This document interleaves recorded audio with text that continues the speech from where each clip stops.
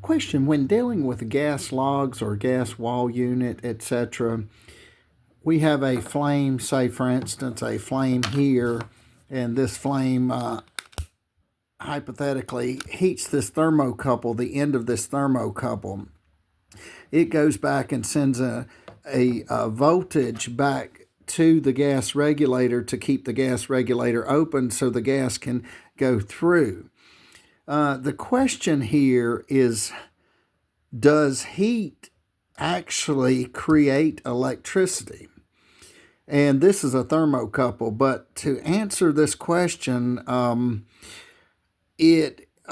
the proper circumstances, it does. It may create a DC millivolts or something along those lines.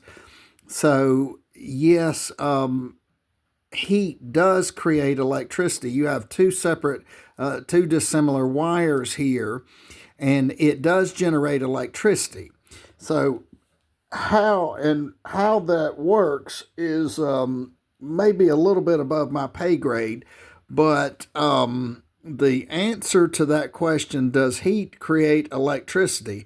In some circumstances, if the scenario is correct, and that yes, it may very very well may create electricity and create a voltage here.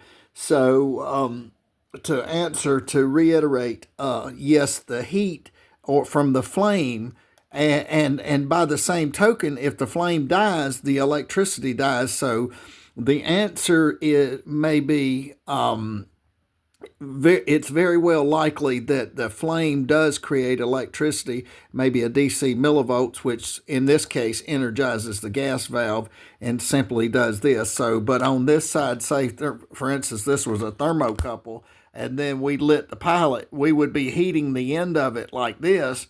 So when we heat the end, this heat goes up through here under two dissimilar metals, and when it gets over here, we have an electrical signal enough to open and close the gas valve or the solenoid in the gas valve. So yes, there is an element where some heat can create an electrical signal, perhaps. So now, how this actually works, one would have to just research this matter for themselves, or get with a professor at a university that deals with this sort of thing. Maybe I'm not certain what type of professor that would be, but they may be able to explain it so that it would make more sense. But in a practical everyday use, this flame will generate electricity to a certain extent if the right scenario, say for instance this thermocouple, if everything's going properly. Now, if your flame won't stay lit, your thermocouple could be bad. It's not, my opinion is, it may not be that often that it's bad, but it could be bad. So but anyway, it's a fun topic to research and to figure out, because a lady asked me one time, well, how does this thing work without batteries? It was difficult for me to explain it while installing the hot water heater. I kind of understood part of it.